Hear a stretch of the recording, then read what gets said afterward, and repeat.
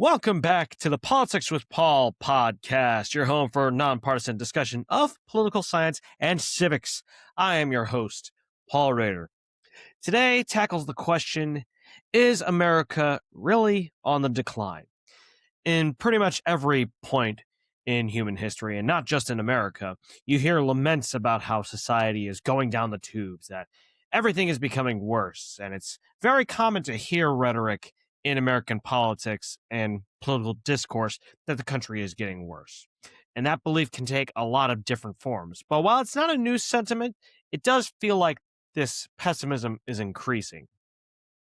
We need to be able to honestly talk about the flaws of this country, to be able to critique these issues, to have a way to make things better. And some level of grievance is absolutely justified. But too much pessimism and anxiety can lead to further problems for the country and become a self-fulfilling prophecy where the country does enter a state of decline, or things just get worse. And it's especially important in light of the 250th anniversary of the United States of America. So how should we talk about the flaws of this country? What are the biggest threats that can lead to the decline of America? And how do we approach the very question of whether this country is on the decline and how we can fix it? Let's talk about it. So I think it first makes sense to talk about this specter of declinism. Much of these pessimistic opinions about whether America is going down the tubes, it's rooted in this common bias called declinism, which is this cognitive bias that society or an institution is heading towards decline. Everything's just getting worse. It's similar to that rose-tinted glasses idea that the past was better, regardless of whatever actual facts of the matter there are, because we tend to romanticize what happened back in our childhood when we had a lot fewer problems, that everything else seemed right in the world. Never mind the fact that what were your best years were somebody else's worst years. What you thought was the greatest time to be alive, some people felt was the worst time to be alive.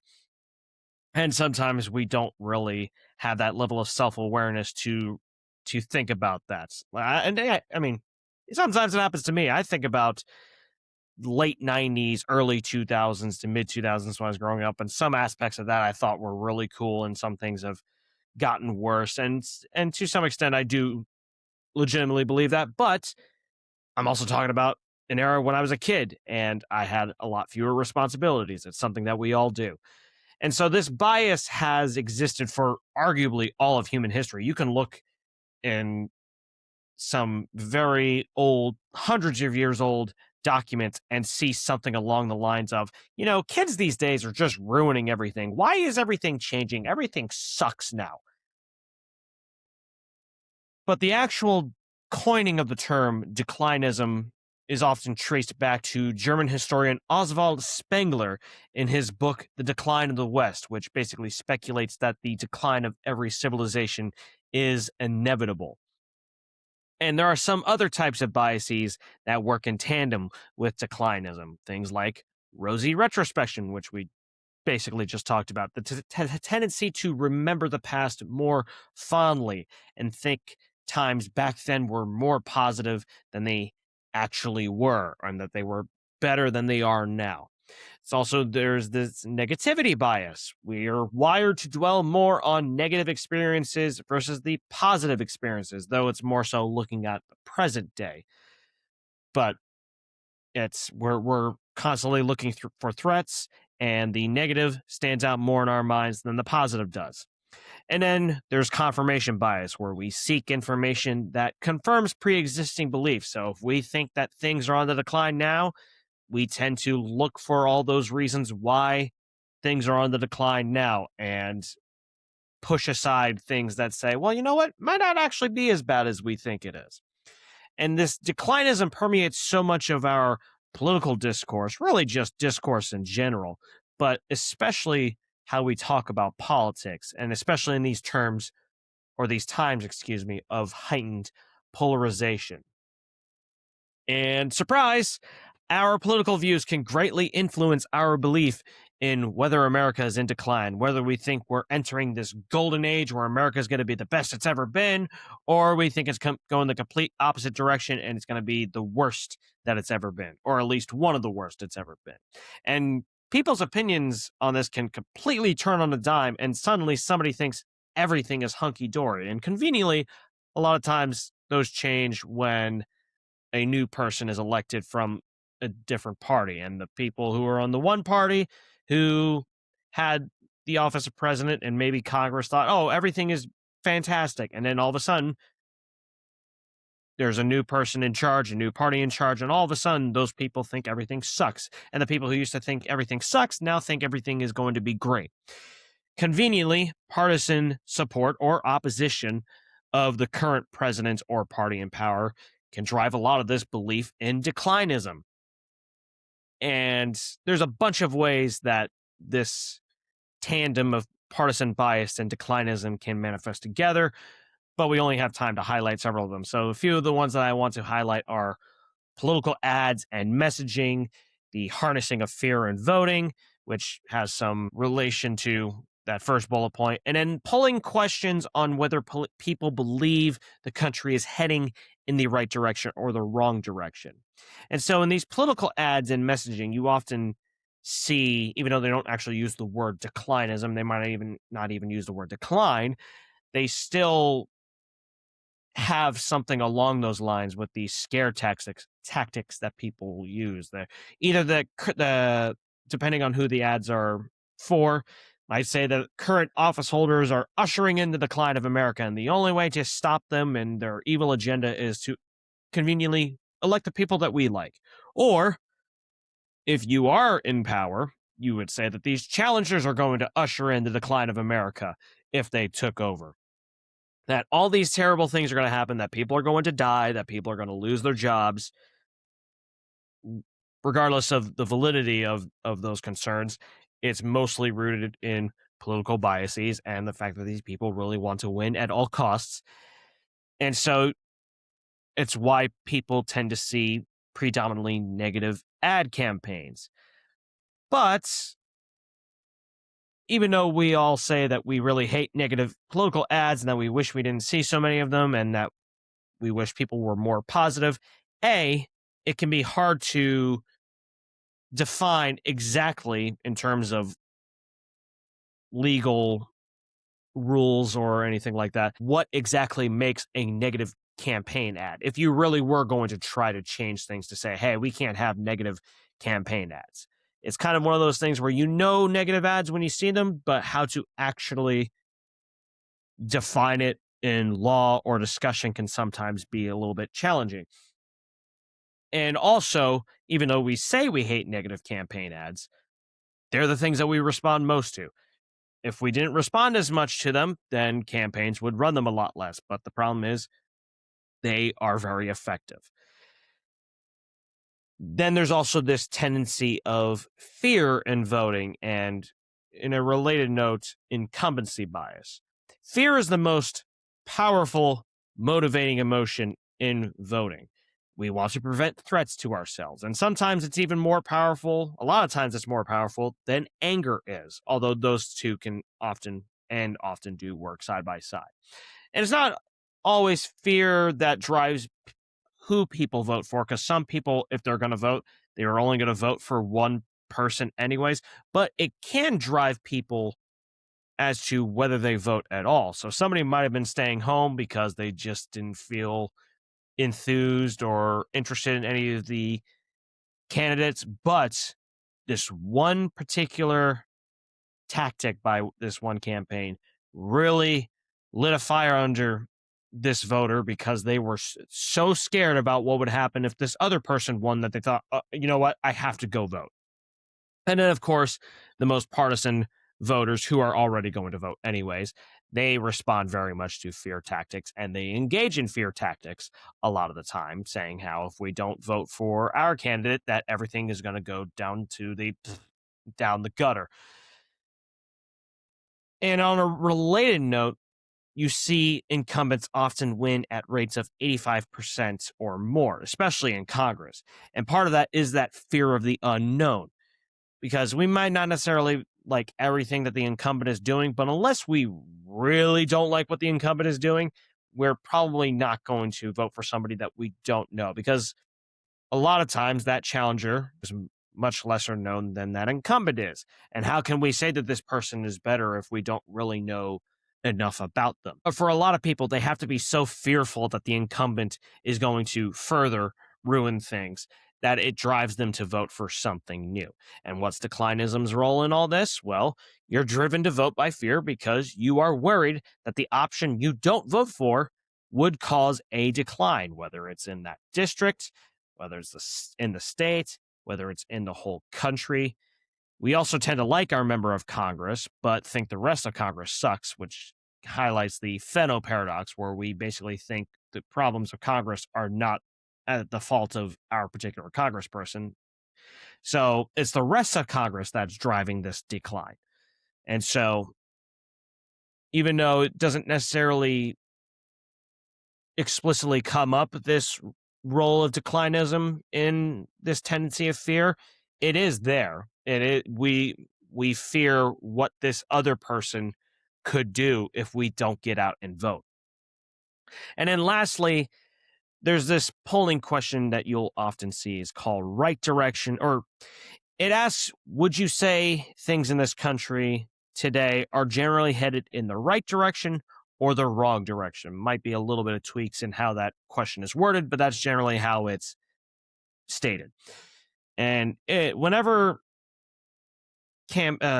results for these campaign questions come out, it's a favorite talking point of a lot of partisan campaigns and media outlets, because it's a quick and easy way to dunk on the current president or the current party in power and say that they suck at their job. Look how many people say that we're heading in the wrong direction.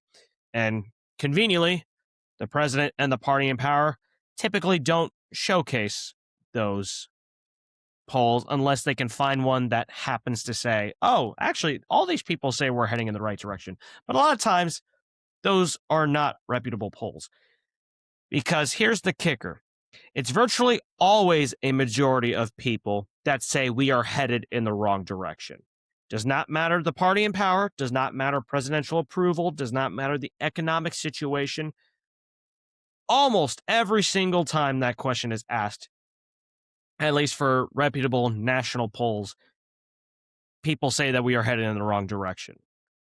Now, might not always be a huge number of people that say that, but it is fairly common to see over 60% of people say that we are headed in the wrong direction.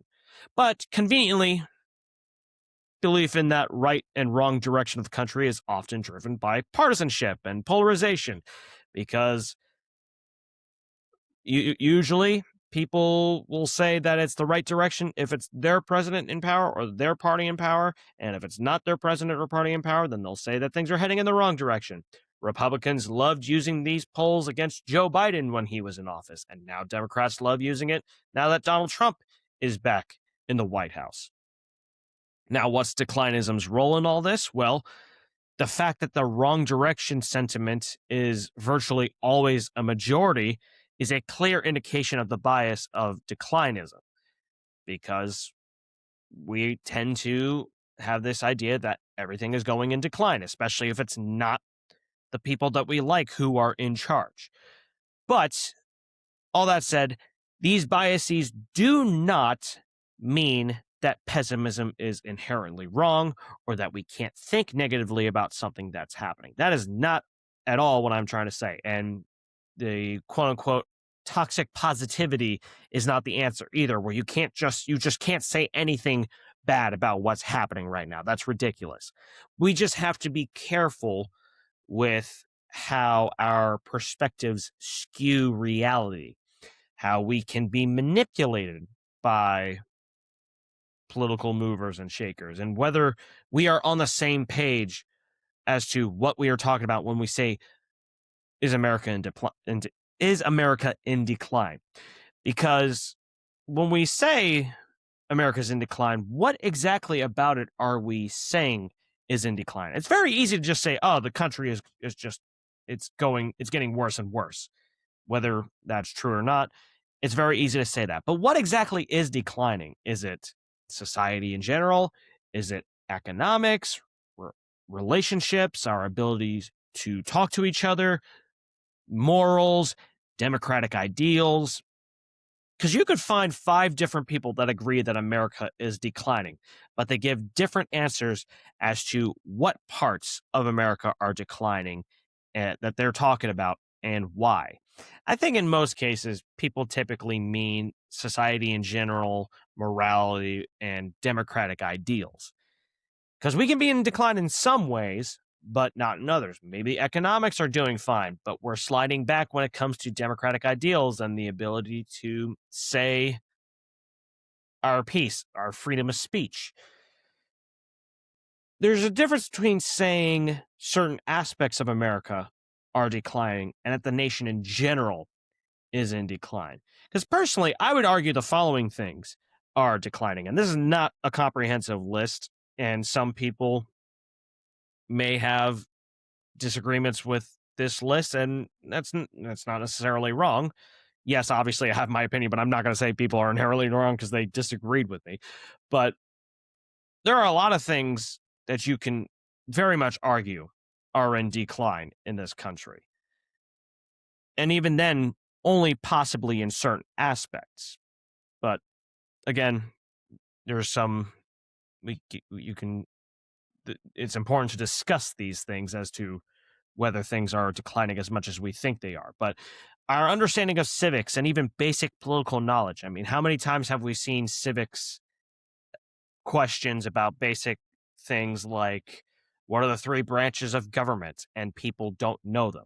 Now, some of these basic questions have seen a little bit more of an uptick in how many people know the answers.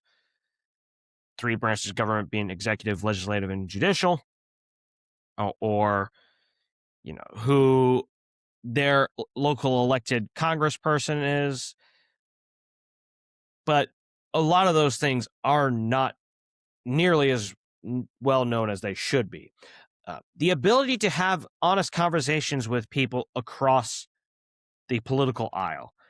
There's so many people that just don't know how to have a conversation. Not even that they don't know how to have a conversation. It's that they don't even want to have a conversation because they've got it all figured out. That it's other people who need to come over to their side, not them going over to this other person's side. And similarly, we've seen a decline in the ability to have relationships of various kinds across the political aisle, whether it's just a simple friendship, even mere acquaintances, or even romantic relationships. You see people say, oh, I can never marry a Republican. I can never marry a Democrat. I can't marry a conservative or a liberal. Or parents who say they would not want their kids to marry somebody in the opposite party or of the opposite ideology. That is a very serious problem that we have. And that is something that has declined over time. If you look at public opinion of how many people have answered that they can't possibly marry somebody of a different political view, or that they don't want their kids to marry somebody of an opposite political view. Fewer and fewer people are tolerant of that. And people moving into neighborhoods that are more homogenous in terms of their party and ideology.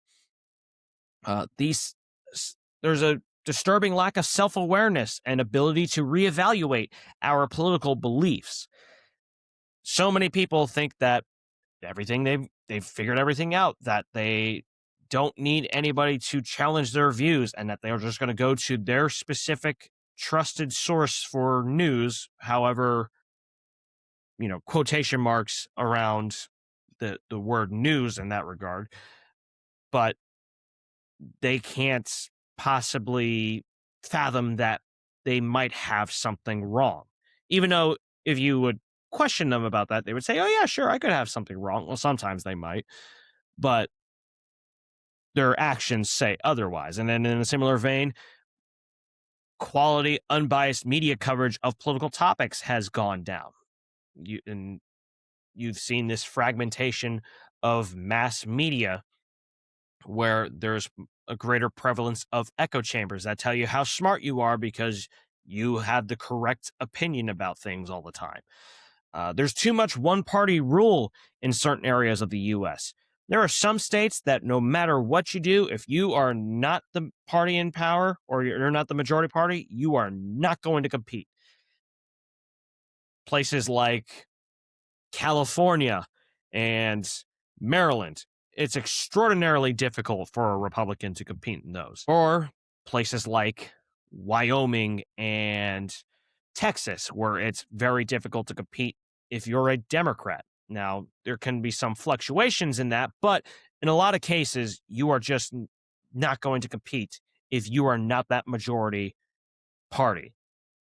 You might be able to win a few state legislative seats or maybe one congressional district, but to actually like have a real chance at influencing a lot of public policy in that state, very unlikely, if not impossible.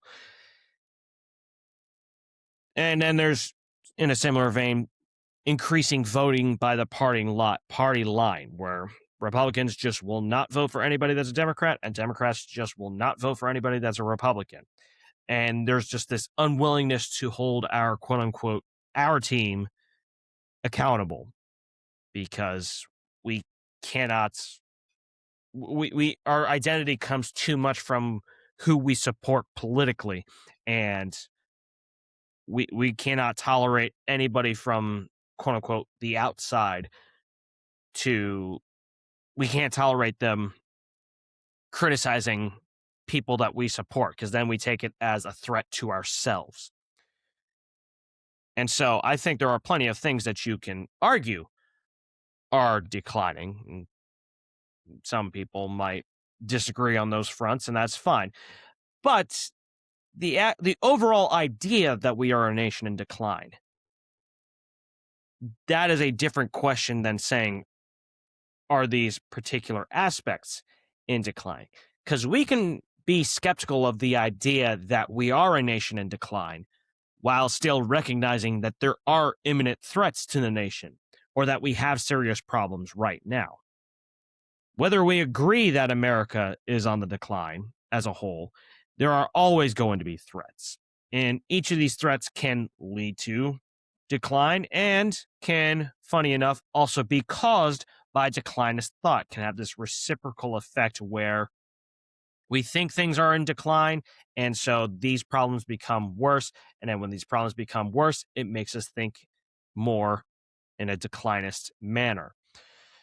Things like polarization being the most obvious one. Division is nothing new, but these are arguably one of the more polarized times in our nation's history, and it's everywhere. You sometimes think something that's not even related to politics that you see online, and some comment involves politics in it, and it's usually something divisive. And this level of polarization can lead people to throw up their hands and lament how much worse America is getting. And once again, a lot of the perception of America's decline or lack thereof is driven by this partisan polarization. You also have the issue of political apathy. Talked about it for several episodes specifically on this podcast, how much of a problem political apathy is. To some extent, it is understandable because of how very frustrating politics can be. But when people don't get involved in politics and civics, or when a wide swath of them don't get involved, it leads to a lack of accountability for government officials because they are not hearing from these large swaths of the populace. They are just listening to the loudest voices, which tend to be the most polarized. And so when too many people are apathetic, it lets polarized people have an outsized influence on the political process. You also have decreasing trust in political institutions. Institutions like Congress, the Supreme Court, executive agencies, and state governments have seen plummeting trust by Americans. And that's not to say that they haven't brought some of it on themselves. Sometimes they have. But a lack of trust is a threat to the legitimacy of these institutions, to the legitimacy of our political system. And that can lead to violence and has led to violence.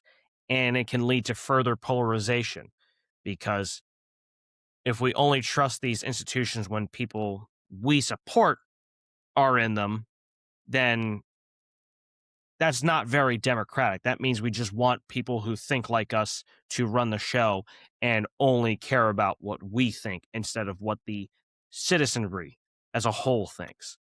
And then lastly, one of the other major threats to decline or that can cause more declinist thought is our media consumption habits. And there's a lot of ways that this can increase this idea of declinism. How much we trust everything we read and see on the internet when it comports with what we believe. We are disturbingly, and I am no exception to this either. When we see something, especially on social media, that's neatly crafted into these AI videos or these very heavily edited sound bites or some other way that they prey on our biases, and we just accept them as fact because we are inclined to accept them as fact because they support what we believe in. That is a very serious problem. That is a way that America can decline. And it's one of those facts that we all know is a problem and makes us think that America's on the decline even further. So it's once again that a reciprocal effect by America's in decline, we perceive it's in decline, and then it's declining even further. There's also those social media grifters that we see all the time, left, right, somewhere in the middle, that find their niche and they manipulate it. They take advantage of it by pandering to that niche's opinions on everything and purposely incites people. Obviously, in previous generations, we didn't have that ability, or at least not to the extent that we have it now. Echo chambers in a similar fashion, because of how much mass media has been fragmented and how much it's become not only from a political, it's not only become politically incentivized for people to do that, to just pander to their particular group of the population that's going to just gobble up anything they say. It's also economically the wisest course of action, because if you try to appeal to too many people, they're not going to listen. And you're spending a lot of time trying to reach people that you may or may not be able to reach out to. So that is using up money, and therefore you have less money on hand. You are profiting less, if not losing money, by doing that. So it's a political incentive and an economic incentive, which is another way that you can argue a certain aspect of America is in decline. But all that being said, we do need to be careful that we don't get wrapped up so much in this idea that America's getting worse and that this whole world is getting worse and that life is just sucking more and more, and that we filter everything through that lens. Because talking too much about what's wrong with America can actually make people more pessimistic and susceptible to declinist thought. And it can also lead to more polarization and division and echo chambers and so on. So it can actually have that opposite effect of what you are looking for, which is to fix these problems and to get people to think, hey, this is a problem. Let's come together and find a solution for this. Some people will actually just become even more mired in declinist thought and become more polarized if all you do is talk too much about how America is on the decline. But if talking about problems in America can ironically also influence people to be more declinist, then how can we honestly talk about our grievances? Because if just talking about them just makes people get even worse or think even more pessimistically, then what's the point? It's not that we can't talk about these things, because we need to talk about these problems. It's just that we have to be more honest with ourselves and each other and hear each other out. Because some people, surprise, have different opinions than you do about what's wrong with America. The things I just said earlier, you might not think that those are as much of problems as I think they are, and that's okay. We need to be able to have these conversations with each other. Because some things have to be declining and getting worse. There's always something that could be made better. Nothing is perfect, and putting our heads in the sand and acting like everything is great just makes the situation worse. And for as problematic as thinking everything is awful and terrible can be, it's just as problematic to think that, oh, everything is going great just because the people that you support happen to be in power. So we also can't just have our thoughts about America's decline be largely based on whether we support or oppose the current president or the party with the most power. We can't think that our team is the only defender of democracy and the only route to prosperity for the nation. And if we elect somebody else, everything's just going to go down, just going to go into the gutter. But we also have to always give voice to people with grievances, because just shutting people out only makes them bitter and lash out even more. And we see it all the time. And that can lead them to further believe that the country is in a state of decline, and they're going to act on that a lot of times violently. Now, giving voice to these people doesn't mean we always agree with them. You shouldn't just agree with people outright.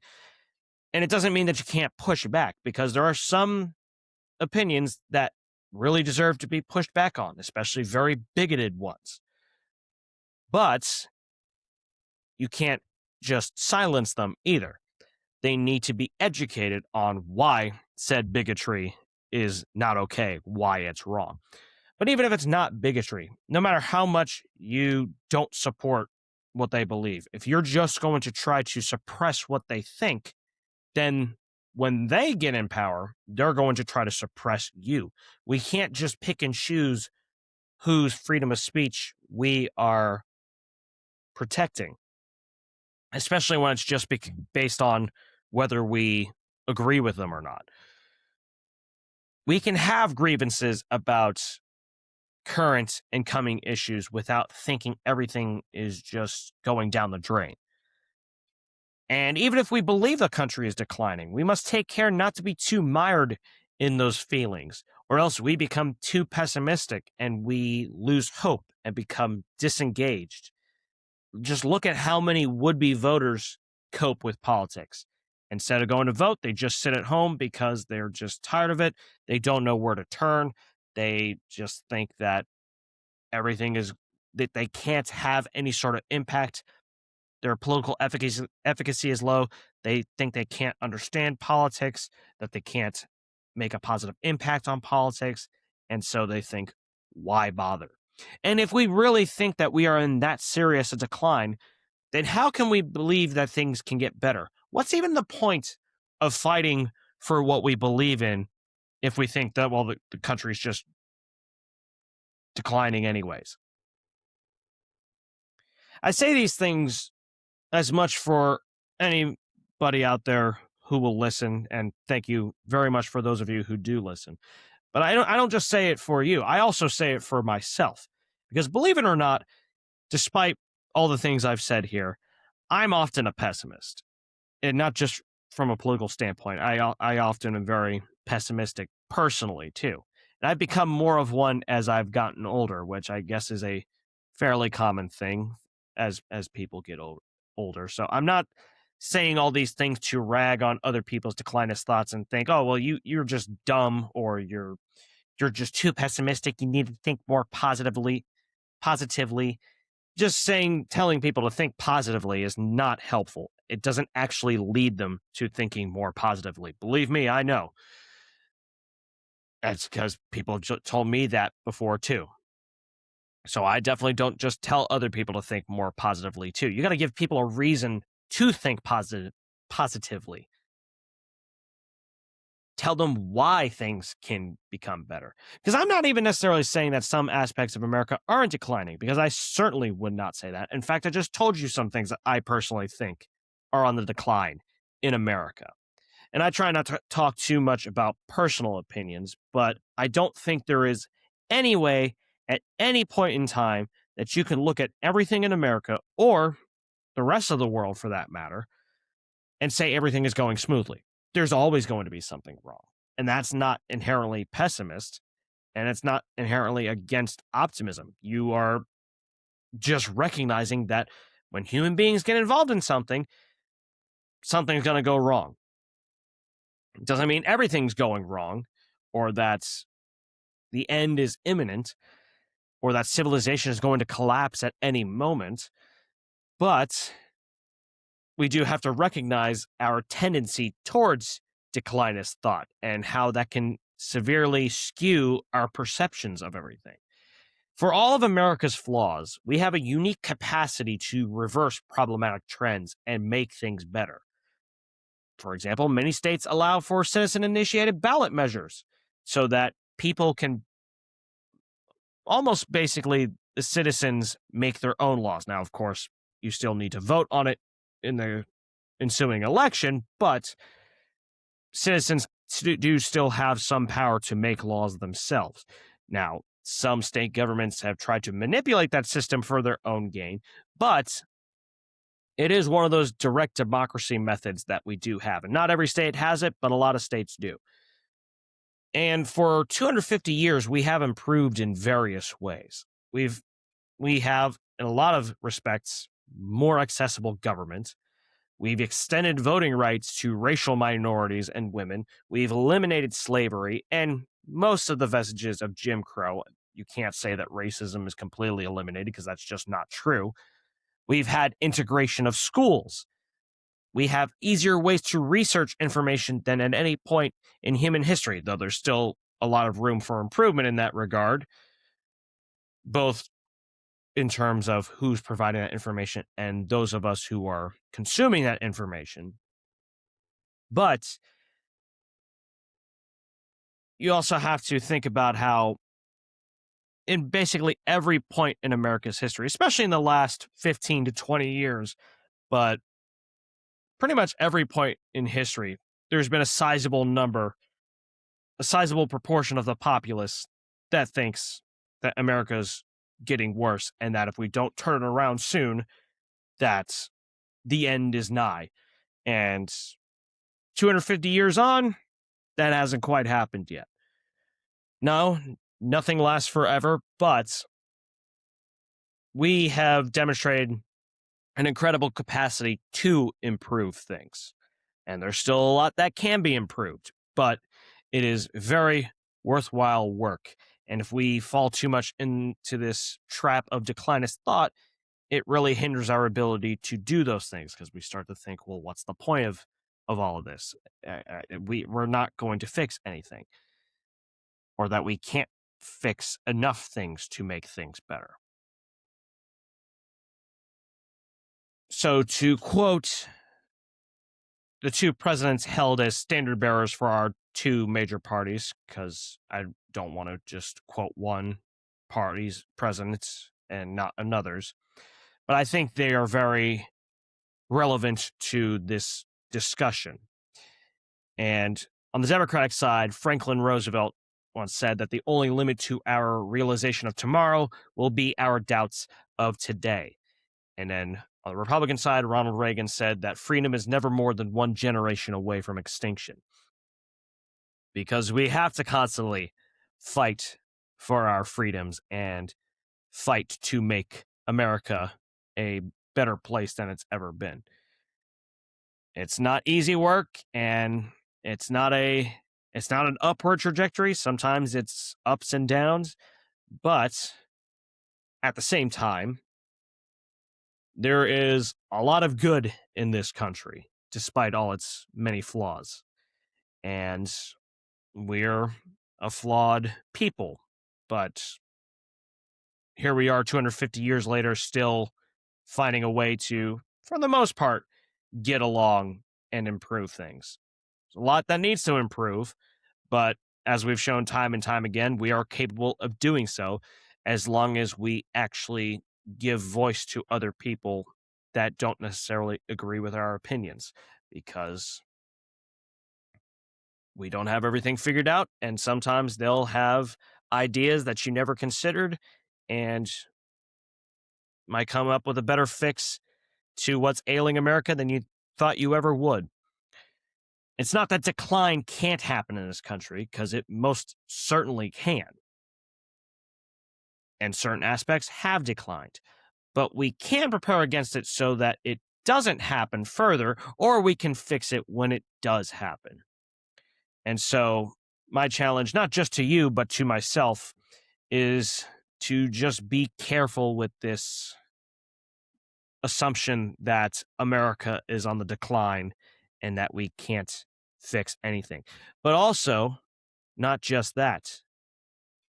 If your president that you support or your party that you support is in power, don't go the opposite way where you just assume that everything is now great. And now, conveniently, now that your policies are being heard, now we're entering this golden age of America, because that's the other side of the coin.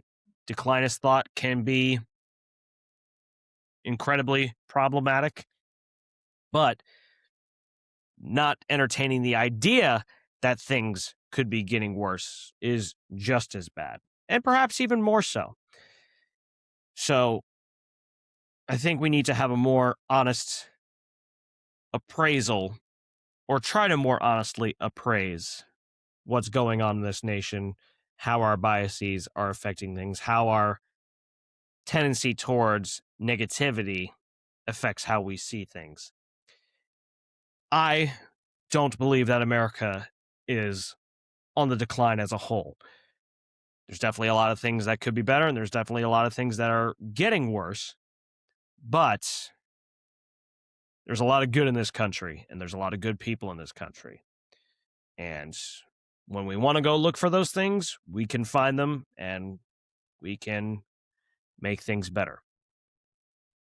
But that's going to do it for today's episode of the Politics with Paul podcast. As always, thank you so much for listening. Please like, comment, and subscribe to the podcast on YouTube, Spotify, Apple Podcasts. Please share with your networks.